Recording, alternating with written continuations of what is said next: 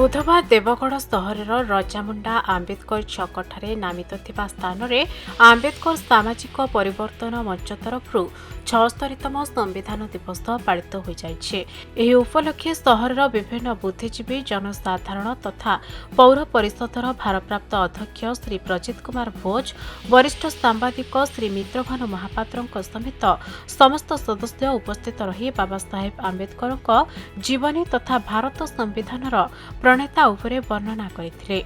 विशेषकर आदिवासी संप्रदायर जनसाधारण जो प्रकार आईन संविधान रे स्थान देइछन्ति ताहा आदिवासी संप्रदाय लोकंक पई खुशीर कथा। तेणु एही संविधान दिवस को महान दिवस रूपे पालन करा जाउछि बोली सदस्य माने प्रतिक्रिया रखिथिले। अन्यमानक मध्यरे अतिथिंक उपस्थिति रे 100टी क्षुद्र बही उन्मोचन सहित शपथ ग्रहण करा जाई बही मध्य बंटन करा जाइछि। आमे आज आम आंबेडकर सामाजिक परिवर्तन मंच तथा जिला भीम आर्मी तरफ आज 76तम संविधान दिवस देवगढ़ जिले में आम पालन करुचु। बाबा साहेब प्रतिमूर्ति तले आज आम यही सभा आयोजन करुचु। ए सभार विशिष्ट शिक्षाविद बुद्धिजीवी देवगढ़ जिलार समस्त युवगोष्ठी आज एकत्रित होती से मुझे प्रथम समस्त को मोर कृतज्ञता अभिनंदन।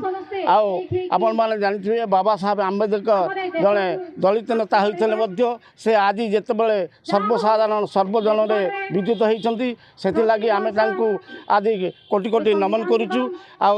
संविधान दिवस उपलक्षे समस्त को अनुरोध करुचु जे संविधान को रक्षा करवा, संविधान मर्यादा वृद्धि करवा, संविधान को आज देश पक्ष को आगे नवा, विश्व में जो बृहत लिखित संविधान भारत संविधान को आम सर्वत्र किपरि ताको परिपुष्ट करवा से मुझे समस्त को आह्वान करुच्ची।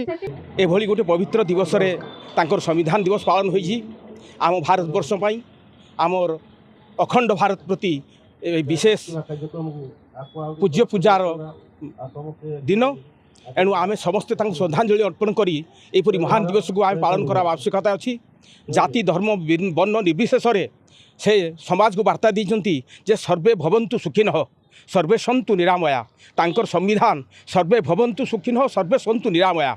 एही हेइटा पई आज समस्ते आमे तांको दिन रे प्रातस्मरणीय तांको मने पकेबा। आमर आगामी पीढ़ी केमिति बाबा साहेबंकर अनुप्राणित होई बाबा साहेबंकर ये संविधान रे अनुप्राणित होई देश को चलेबे और देशर अक्षुण्णता रक्षा करेंगे।